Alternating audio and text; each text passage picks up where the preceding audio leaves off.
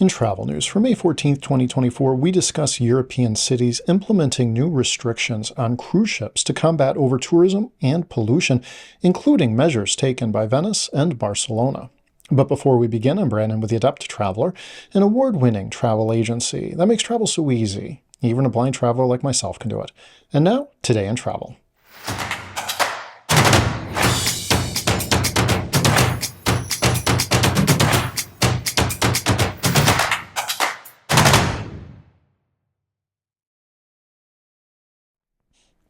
European cities are increasingly taking measures to combat the negative impacts of overtourism caused by cruise ships.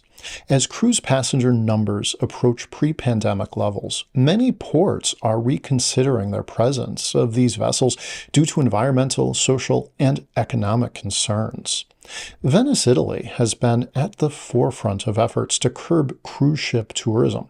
In 2021, the city banned large cruise ships from its historic center, primarily due to environmental damage and erosion caused by these vessels. UNESCO had threatened to list Venice as endangered unless the ships were banned.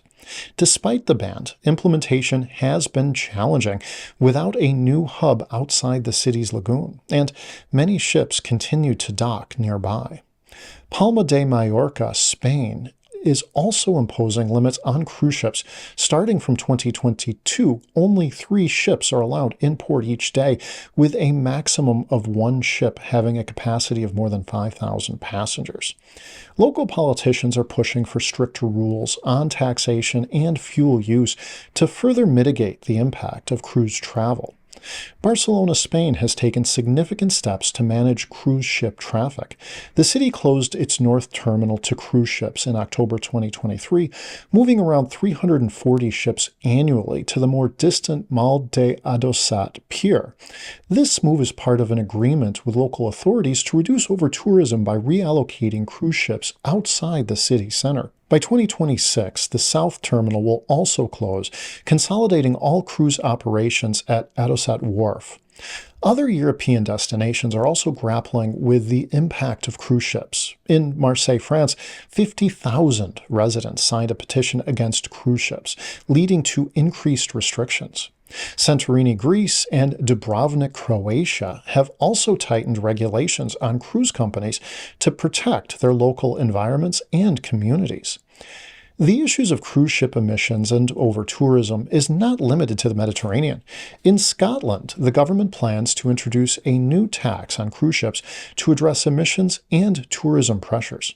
Similarly, Amsterdam, Netherlands voted to close its cruise terminal, aiming to move it outside the city center to curb pollution and reduce tourist numbers. Supporters of cruise tourism often highlight the economic benefits. However, studies suggest that cruise passengers may not spend as much locally as assumed.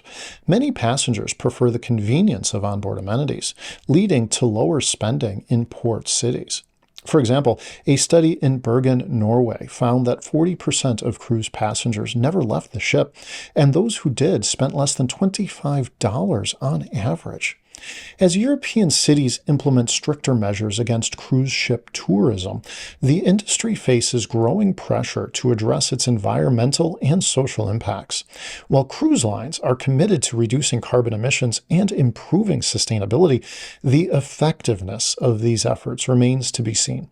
Travelers and local communities alike will be watching closely as these changes unfold. Today in Travel is brought to you by the Adept Traveler, an award-winning travel agency that specializes in making travel easier for everyone. From the novice to the expert, from the able-bodied to the disabled traveler, it's our belief that everybody deserves to travel well. Until next time, travel well, my friends.